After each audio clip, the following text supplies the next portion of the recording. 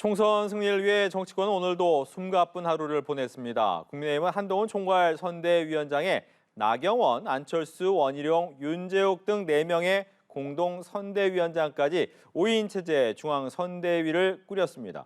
더불어민주당은 이재명 대표와 이해찬 전 대표, 김부겸 전 국무총리가 상임선대위원장을 맡는 3톱 체제로 선대위 첫 발을 뗐습니다. 정치권 이슈 자세히 알아봅니다. 송영훈 변호사, 조현삼 변호사 함께합니다. 안녕하십니까? 어서 오십시오. 오늘의 첫 번째 이슈 화면으로 보겠습니다.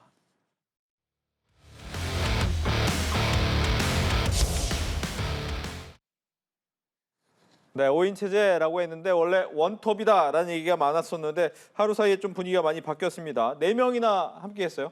아니 원래도 공동선대위원장 얘기는 있었던 걸로 압니다. 네. 그리고 이제 원톱이라고 하는데 사실은 우리가 가장 잘 팔리는 상품을 파는 게 맞죠. 거기에 주력해서 파는 게 맞고 지금 한동훈 비대위원장이 가장 스타성과 화제성이 있고 그 대중 동원력도 좋기 때문에 네. 한동훈 비대위원장이 원톱이 되는 게 맞습니다. 그런데 우리가 축구로 치면은 이 원톱이 혼자 골 넣을 수 없는 거 아니겠습니까? 그러니까 뭐 미드필더도 필요하고 섀도우 스트라이커도 필요하고 팀이 골고루 조화를 이뤄야 됩니다. 그런 점에서 이제 중진 또 대선 주자급의 어떤 인지도, 경험, 권역 이런 걸 조화를 시켜가면서 통합형 선대위를 구성하려는 것이 이제 국민의힘의 어떤 방향인 걸로 보입니다. 그래서 그 안철수 전 의원, 나경원 전 의원, 또 원희룡 전 장관, 윤재욱 원내대표 이렇게 이제 선대위를 구성을 했는데요. 이렇게 해서 이제 한동훈 비대위원장이 또 전국을 동시에 커버할 수만 없는 것이고, 그리고 안철수 전 의원, 나경원 전 의원, 원희룡 전 장관은 수도권에서 어느 정도 그 중도 소구력이 있는 분들이기 때문에 이런 분들의 그 경험을 조화시켜서 앞으로 수도권 선거를 함께 이끌어가겠다 이런 보관이 있는 것으로 보입니다. 네, 4명을 더 모았습니다. 아마 직전까지도 한동훈 비대위원장이 원톱 체제로 간다는 말들이 좀 많이 나왔었는데요. 결과적으로는 5인 체제로 가게 된 것은 아마 당 내에서 한동훈 비대위원장이 가지는 한계를 목도했기 때문이 아닌가 싶습니다. 한동훈 비대위원장이 결과적으로 보수층 결집에는 효과적인 성공을 거두긴 했지만 결과적으로 이재명 당대표 때리기라든가 아니면 뭐 종북 논란이라든가 그런 식의 이념 정도의 그런 주장 같은 경우에는 중도층으로의 외연 확장에 일정 부분 한계가 있을 수밖에 없지 않겠습니까? 그러다 보니까 서울과 경기, 인천에 출마를 하는 대선 주자급 후보들이시죠. 그런 분들을 모셔서 공동 선대위 체제를 꾸린 것으로 보여지는데 그렇다고 하더라도 한동훈 비대위원장이 총괄 선대위원장에 자리했기 때문에 원톱 체제라는 것을 부인할 수는 없을 것 같습니다. 네, 약간의 한계도 있었다. 아니 외연 확장의 한계다. 그거는 뭐 보는 각도에 따라서 물론 야당에서는 그렇게 평가하고 싶으실 수 있을 것 네. 같습니다. 그런데 지금 이제 정당 지지율이나 혹은 뭐 그 차기 지도자에 대한 뭐 기대 수치라든가 여론조사에서 확인되는 그런 걸 봤을 때 한동훈 비대위원장이 어떤 보수에만 소구력이 있고 중도 소구력이 약하다 이렇게 단정하기는 매우 어렵다고 봐요. 특히나 이제 그 정치 개혁에 대한 여러 가지 기대치가 있고 또 한동훈 비대위원장이 어쨌든 여의도 정치의 새로운 인물이기 때문에 네. 그 기대치는 뭐 두세 달 사이에 소진될 수 있는 그런 것은 아니라고 보고요. 아까도 제가 말씀드렸지만 그런데 원톱 혼자서 골 넣을 수는 없어요. 미드필더도 필요하고 섀도우 스트라이커도 필요하기 때문에 이 5분이 잘 조화를 이루면은 앞으로 선거운동에서 시너지 효과가 많이 나지 않을까 그렇게 기대됩니다. 예. 그런데 하나만 더 질문드리면 나 전 의원 같은 경우에는 끝까지 난색을 표했다라고 하는데 이유가 뭐였을까요? 그 동작을 기억이요. 이제 네. 지금 나경원 의원이 아니고 나경원 전 의원이지 않습니까? 4년 전에 이제 이수진 의원에게 패하고 최근에도 굉장히 그 지역구 선거운동에 절치부심하고 있는 걸로 알고 있습니다. 그래서 지금 이제 민주당에서는 그 류사명 전 총경 이 후보로 확정이 되지 않았습니까? 네. 그래서 신인이 전략공천으로 왔고 또 동작 지역에 어떤 뚜렷한 연고가 있는 것도 아니기 때문에 나경원 전 의원 입장에서는 상당히 마음을 놓을 법도 한데 굉장히 선거운동에 매진하고 있다고 들었습니다. 그런 어떤 절치부심의 연장선상에서 선대위원장을 고사하신 것이 아닌가 하는 생각은 드는데 그러나 어쨌든 또 수락을 하셨고 또 나경원 전 의원 같은 경우에 과거에 서울시장 출마도 했을 정도로 그 대중 동원력이 있습니다. 제가 지난번 강서구청장 보궐선거 때도 현장에서 확인을 해보니까 네. 이 안철수, 나경원 두 분은 현장에서 확실히 대중 동원력이 있어요. 나경원 전 의원은 그 유세가 흡인력이 있고 안철수 전 의원은 거리를 다니면은 확실히 그 유권자들의 반응이 다릅니다. 인지도가 높죠. 그렇습니다. 많이 알아보니까. 알겠습니다. 어떻게 보셨어요? 나경원 전 의원이 아까는 고사하다가 수락한 모습. 참 아이러니하죠. 나경원 전 의원 같은 경우에는 불과 얼마 되지 않았습니다. 지난번 국민의힘 전대에서 사실상 연판장이 돌면서 주저앉은 그런 모양을 보여주지 않았겠습니까? 그때는 안 되고 지금은 옳은 것인지 참 의문이죠.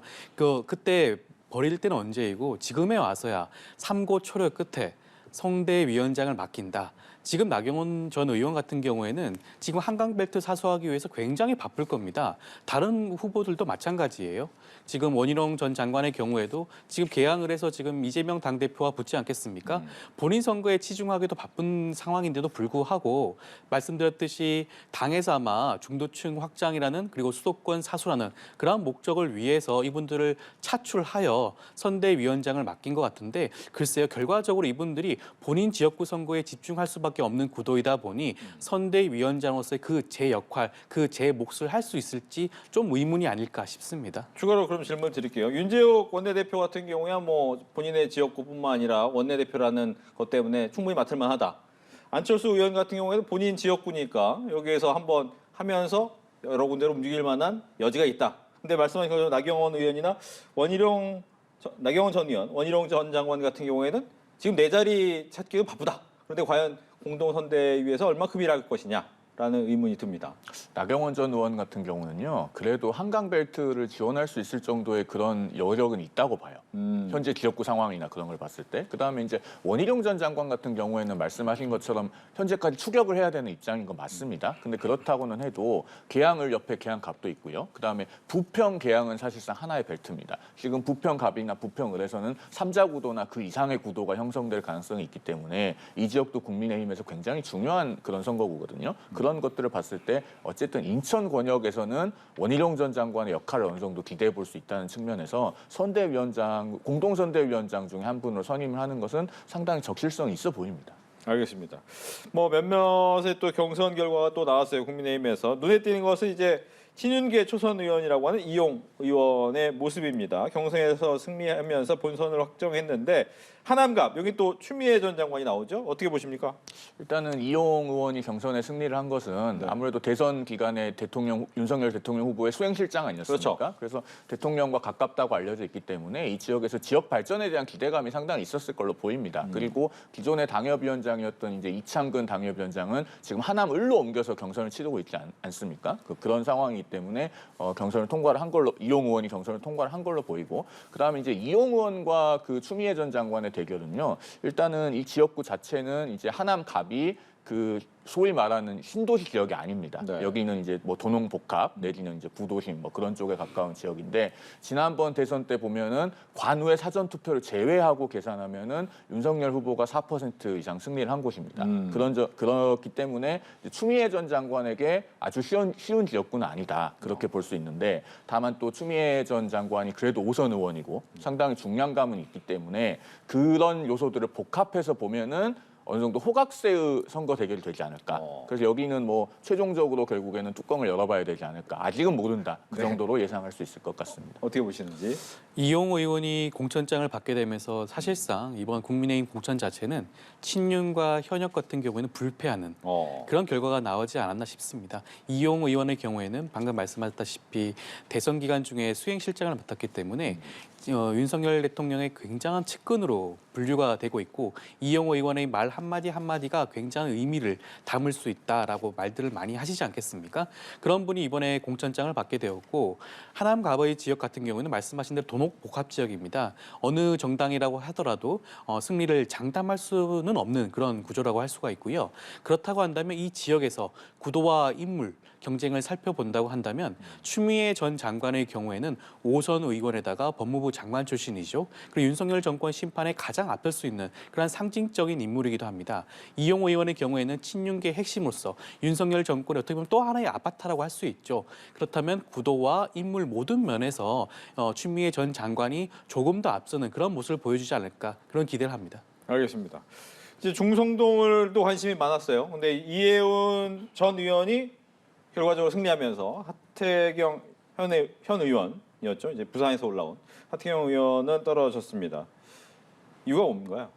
그 여기는 이제 결과를 보니까요. 하태경 의원이 지금 0.35%가 부족했더라고요. 그러니까 이해운 전 의원은 이제 여성 가산점이 있습니다. 5%. 그래서 본인이 받은 표에서 5%를 가산을 받았어요. 그래서 하태경 의원이 승리를 하려면 51.22% 득표를 했어야 되는데 0.35%가 부족했습니다. 그래서 아마 여기는 그 분석을 해보니 아마 이영 전 장관의 지지층이 이해운 전 의원에게 대거 옮겨간 걸로 보여요. 예, 1차와 2차에서 하태경 의원의 표가 한 4.8%밖에 늘어나지 않았거든요. 그래서 하태경 의원으로서는 굉장히 아쉬운 것 같아요. 오늘 이제 국회에서 기자회견을 해서 그 결선 투표의 원 데이터를 공개해달라 이렇게 요청했던데 저는 하태경 의원의 그 아쉬운 마음은 충분히 이해가 갑니다. 국민의힘에서 이제 소위 말한 험지 출마 1호였고 앞장을 섰는데 굉장히 아쉬운 결과를 받아들였고 더더군다나 차이가 워낙에 근소하지 않습니까? 그러나 그럼에도 불구하고 하태경 의원이 이런 상황에서 사실은 흔쾌히 승복을 해야 더 큰 정치인이 될 수 있다고 봐요.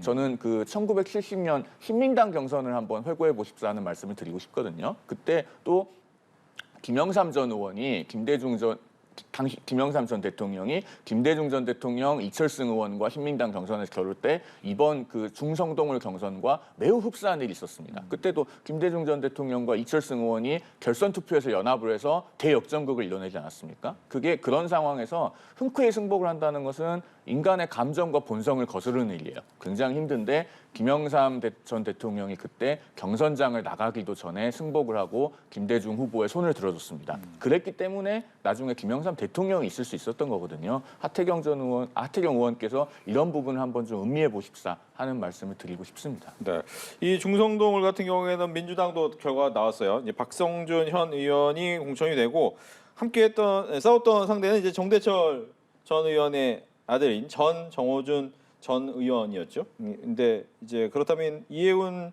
전 의원과 박성준 의원의 대결은 어떻게 보시는지?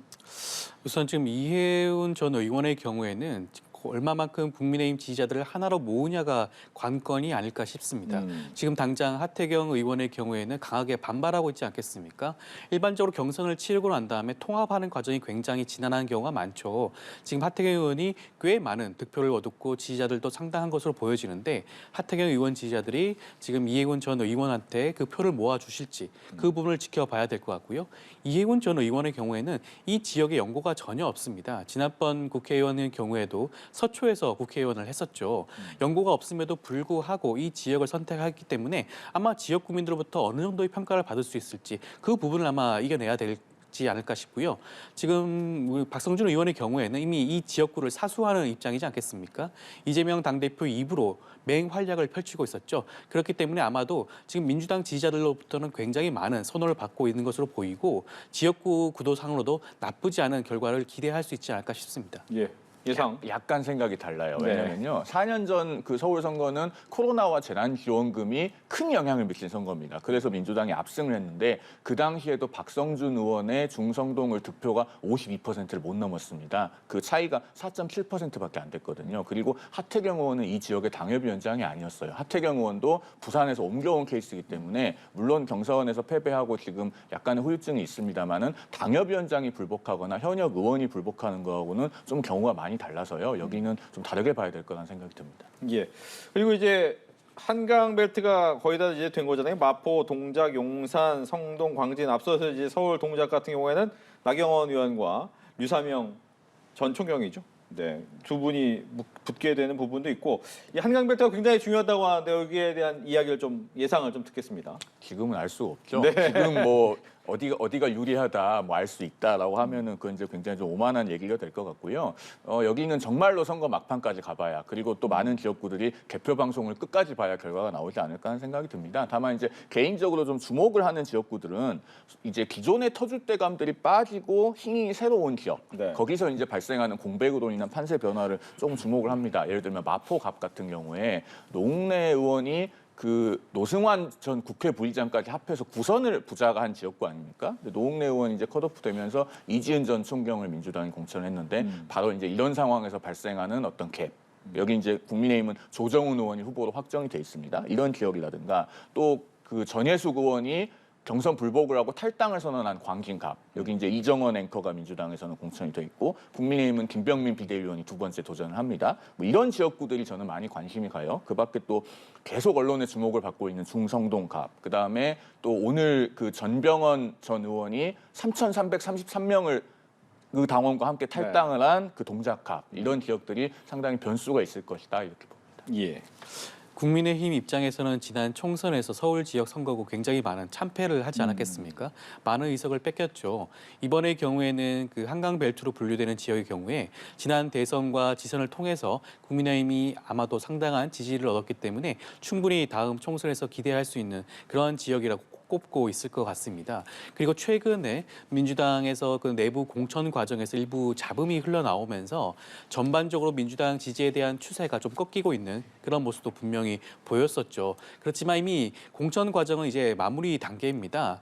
이 마무리 단계가 지나고 나면 이제부터는 구도, 그다음에 인물 싸움이 되게 되겠죠. 그렇게 되면 지금까지 약간 불리하게 보였던 민주당의 지형 구도가 다시 한번 상당히 회복될 수 있다. 그렇기 때문에 지금 당장 한강 벨트의 승부를 장담할 수는 없지만 아마 끝까지 긴장을 늦추지 못할 그런 지역이 아닐까 싶습니다. 네. 국민의힘 하나만 더 할게요. 5.18 폄훼 논란을 빚은 도태우 후보의 공천을 다시 한번 재고하겠다라고 했어요. 그래서 이 얘기가 나오자마자 거의 대부분의 사람들이 이러면 공천이 좀 안 됐겠다, 다시 철회되겠다라고 생각을 했는데 오늘 나온 얘기를 보니까 사과의 진전성을 보고 유지하겠다라고 했어요. 이건 어떻게 봐야 됩니까?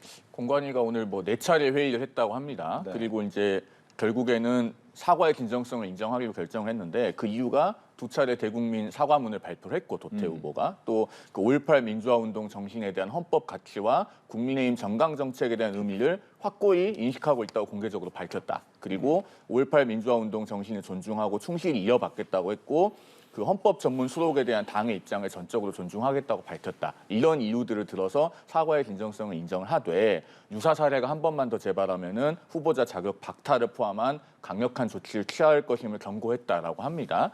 그 여기서 이제 우리가 좀 주목해서 봐야 될 거는 사실은 그 5.18에 대한 어떤 북한 개입설 이런 거는 다시는 국민의힘에서 나와서는 안 돼요. 이 문제는요. 그 5.18 광주 민주화운동 당시에 현장을 직접 취재했던 조갑재 전 월간조선 편집장 이분의 얘기로 다 끝난 얘기입니다. 그 조갑재 전 편집장은 자타가 공인하는 보수 언론인 아닙니까? 그런데 이분이 본인이 쓴 책에서 그 북한군 개입 주장에 동조하는 것은 위험하다. 당시 시위대는 반정부적이지만 친북적이진 않았다. 그리고 시위대가 뭐 간첩 같은 사람이 있다고 해서 오히려 군 당국에 신고를 하기도 했다. 이런 것들을 다 자세하게 적고 있어요. 그러면서 그 진실 위에 정의를 세워야지 정의 위에 진실을 세우려고 해서는 안 된다. 신념보다 사실이 더 중요하다. 이렇게 얘기했거든요. 이런 부분을 도태우 후보도 한번 좀 잘 읽어보셨으면 하는 바람이 있습니다. 사실 국민의힘 후보 중에 지금 막말 논란이 불거지는 분들이 꽤 있지 않겠습니까? 그 부분에 대해서 국민의힘이 한번 좀 단죄를 했으면 참 좋았을 텐데 그렇게 하지 못하고 사실상 공천을 유지하는 것 자체는 국민의힘 입장에서는 굉장히 큰 악재가 아닐까 싶습니다. 이것을 극복하는 모습을 보여줘야지 국민 입장에서는 혁신하는 모습, 쇄신하는 모습을 보여준다고 할 것인데 그런 모습이 전혀 없죠. 도태우 후보 같은 경우에는 사실상 촛불혁명을 부정하는 말씀들을 많이 하셨고요. 그다음에 5.18을 폄훼하는 말, 그리고 지금 뭐 일베에 올라온 글들을 굉장히 오랜 기간 동안 공유했다는 그런 말도 나오지 않습니까? 이런 후보를 그대로 공천을 유지한다는 자체가 과연 그런 후보의 그런 사과에 대한 말이 진정성을 과연 믿을 수가 있나라는 부분이고요. 그 장해찬 의원의 후보의 경우에도 그 사실상 부끄러운 그런 말에 대해서 사과로 그칠 게 아니라 사실상 사퇴하는 것이 온당할 텐데 그러지 못했습니다. 그리고 송일종 의원의 경우에는 이토 히로부미에 대해서 인재라는 표현을 썼어요. 사실상 그걸 듣는 사람들이 귀를 의심할 만한 말이죠. 그럼에도 불구하고 사실상 사과 하나만으로 넘어가는 것이 국민의힘의 공천 과정이 아닌가 싶습니다. 짧은 반론 듣고 넘어갑니다. 그 선거를 앞두고 이제 여러 가지로 국민 눈높이에 맞지 않는 부적절한 발언들은 나와서는 안 되죠. 다만 이제 장해찬 후보 같은 경우에 그 굉장히 민망한 내용의 페이스북 포스팅인 것은 맞는데요. 10년 전 일인데 그 당시에 장해찬 후보 25살이었습니다. 그러니까 굉장히 뭔가 어린 청년이 더군다나 그 당시에는 뭔가 공직의 뜻을 두고 있지도 않았을 것이고 뭔가 개인적인 소외를 좀 치기 어린 마음으로 적은 것인데 그것에 대해서 굉장히 그 진정성을 갖고 사과를 하고 있고 본인이 이번 논란을 통해서 공직에 가려고 하는 사람이 또는 공직을 담당하고 있으면서 그런 부적절한 언행을 해서는 안 된다는 걸 많이 깨달았을 거기 때문에 그건 좀 달리 봐야 되는 케이스가 아닐까 싶긴 합니다. 알겠습니다. 첫 번째 이슈 이렇게 하고요. 두 번째 이슈로 넘어가겠습니다.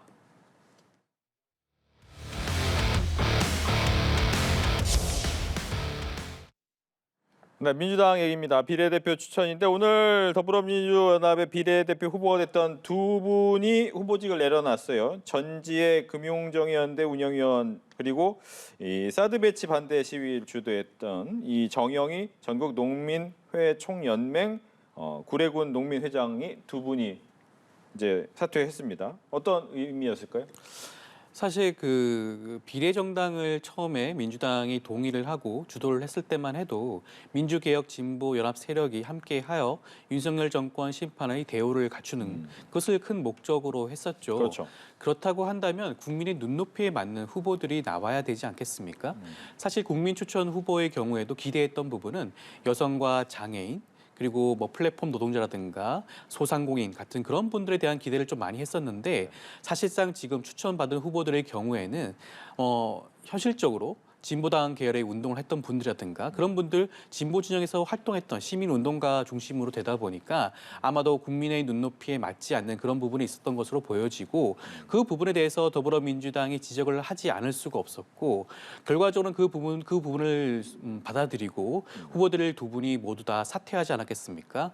아마 새롭게 추천되는 후보는 아마 이와 같은 뭐 무리를 일으킬 만한 그런 후보들이 추천받지는 않지 않을까 싶습니다. 네, 국민의힘에서 이제 상대당의 비례대표의 가장 표적이 됐던 사람들이었잖아요. 결과적으로 사퇴를 하면 어떻게 봐야 됩니까? 근데 이 두 분이 사퇴한다고 끝나는 문제는 아니라고 어허. 생각이 되는 게요. 그 1번이 될 뻔했던 전지혜 후보 같은 경우에 네. 공식적으로 표방한 경력은 금융정의연대 운영위원, 금융정의연대 사무국장이었어요. 굉장히 뭔가 정의로운 그 일을 하는 NGO 활동가인 것처럼 보였는데 알고 보니 그 청년결의 하나라고 하는 단체의 대표 출신이었던 거 아닙니까? 그러면은 앞으로 더불어민주연합의 나머지 비례대표 후보에 대해서도 언론과 또 정치권에 의한 상당한 수준의 검증이 있어야 된다 그런 생각이 들고요. 그다음에 또 한 가지 문제는 이 진보당입니다. 지금 더불어민주연합이 합의를 해서 1번부터 10번까지의 그 상위 순번에 진보당 출신의 비례대표 후보를 3명을 그 할당을 하기로 하고 지금 3명 다 선출을 하지 않았습니까? 그런데 이 진보당이라고 하는 정당은 모두 다 알다시피 헌법재판소의 위헌 결정에 의해서 해산된 통합진보당의 정치적 후신입니다. 그 통합진보당은 민주적 기본 질서를 부정하고 폭력혁명을 추구한다고 해서 헌법재판소에서 8대1로 해산이 된 정당이에요. 그러면은 이런 정당의 후신을 민주당이 사실상 세석을 할당해 주는 것이 맞느냐 여기에 대한 의문이 끊임없이 제기가 될 거고 사실은 오늘 사퇴한 전지혜 후보보다 이분들이 더 문제라고 생각합니다. 네, 진보당의 후신이 더 문제다. 사실 지금 국민의힘 입장에서는 그런 색깔론을 들먹일 수밖에 없겠죠. 그런데 지금 진보당의 경우에는 원내 정당입니다. 이미 투표를 통해서 국민의 선택을 받은 정당이기도 하고요. 우리 정당법에는 만약에 통합 진보당의 후신이 지금 진보당이라고 한다면 지금 진보당을 해산할 수 있는 그런 규정이 버젓이 있습니다. 해산할 수 있는, 청구할 수 있는 청구권자는 법무부 장관이에요. 그렇다고 한다면 한동훈 비대위원장이 만약에 진보당이 통합 진보당의 후신이다. 그러면 법무부 장관의 시절에 해산을 청구했으면 될 문제입니다. 지금까지 전혀 그런 행동을 보이지 않다가 진보당이 원내 진입할 때도 그런 말씀을 하지 않다가 이제 와서 총선을 앞두고 갑자기 진보당 전체가 종북을 주사파인 것 마냥 주장하는 것은 어떻게 보면 앞뒤가 맞지 않는 주장이 아닌가 싶습니다. 네, 이 얘기는 질문 드려야 될 것 같아요. 이거 결과적으로 미리 그냥 해산 청구했으면 될 일인데 이제 와서 왜 이야기하느냐?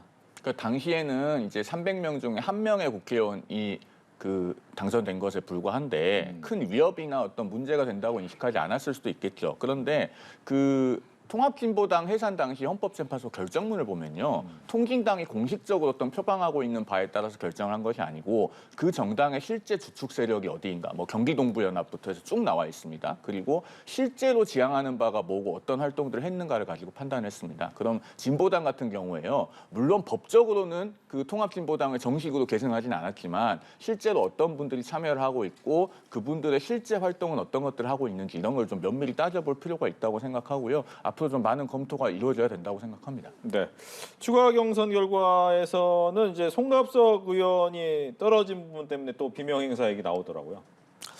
아무래도 지금 그 하위 20%에 포함된 현역 의원들의 경우에는 사실상 뭐 전패하는 경선 과정에서 그런 결과가 나오고 있는 것 같습니다.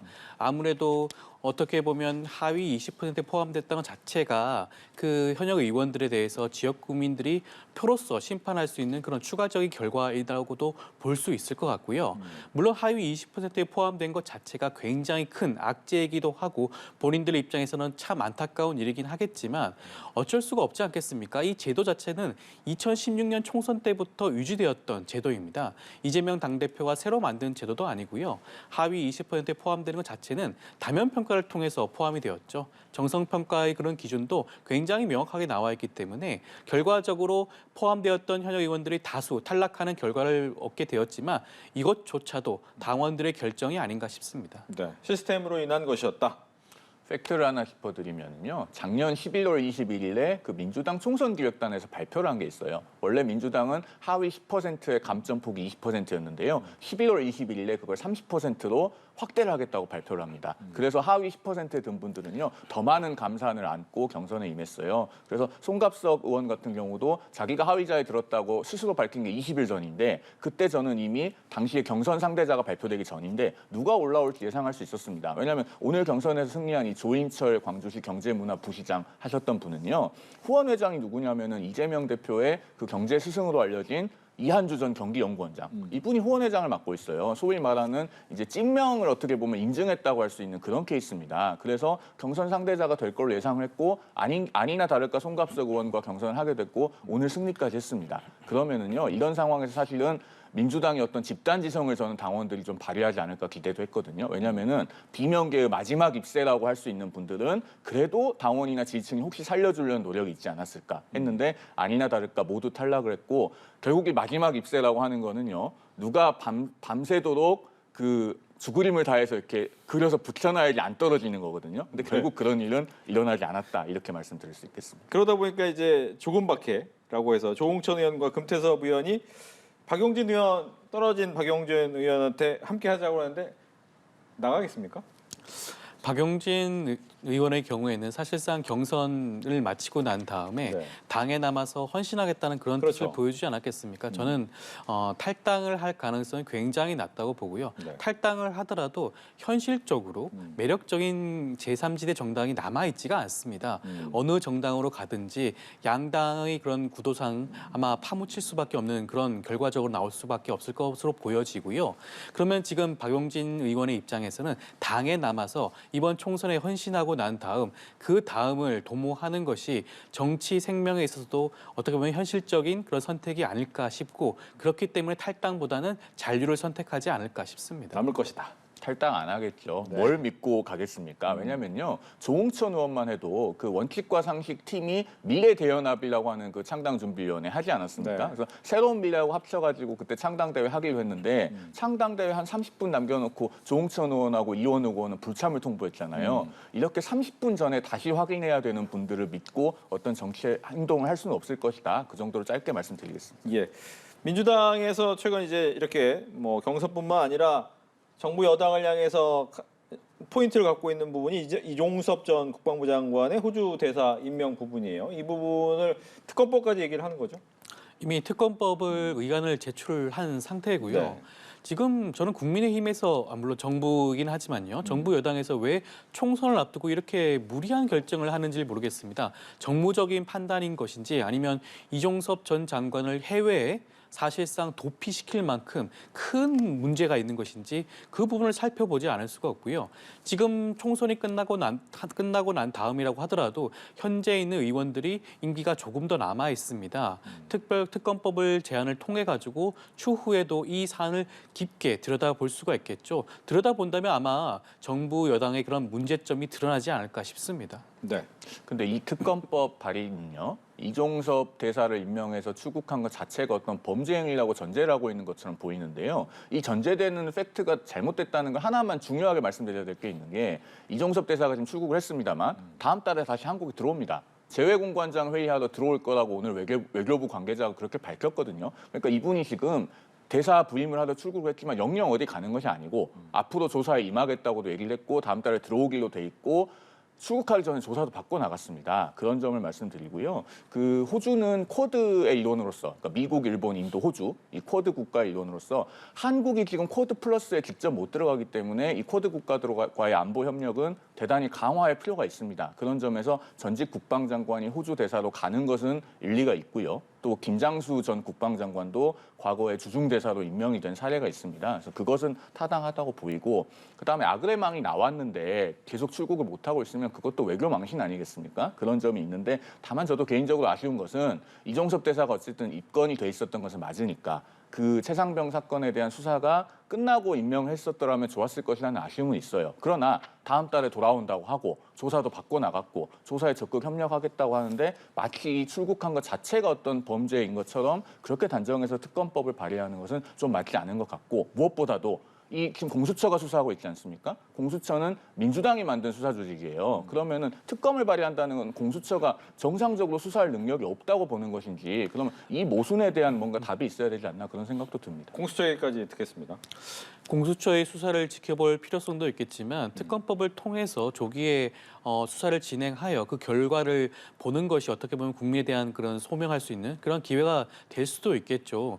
이종섭 대사의 경우에는 사실상 주요 대사로 갈 만한 그런 위치에 있는 분도 아닙니다. 사실상 그러니까 원래는 장관의 지위를 거쳤던 분들의 경우에는 주요국 대사로 가는 게 맞는데 호주의 경우에는 그 급이 맞지도 않아요. 그리고 호주 현지 언론에서도 이종섭 전 장관이 대사로 오는 것에 대해서 굉장히 부정적인 기사가 현지에서 나오고 있습니다. 그것이 어떻게 보면 국격 훼손이라고 할 수가 있겠죠. 이렇게 무리하게 대사 임명을 하는 것 자체가 총선을 앞두고 도대체 무엇이 두려워서 그러는 것인지 아마 국민들이 그 부분을 지적하고 있는 게 아닌가 싶습니다. 알겠습니다.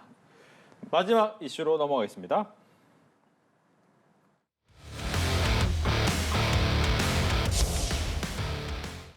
네, 한동훈 위원장은 견원 조국이라는 제목을 했는데 조국 대표가 이 비례정당을 통해서 본인이 직접 의원 되겠다라고 했는데 첫 번째 법안은 이 한동훈 특검법 발의다라고 했어요.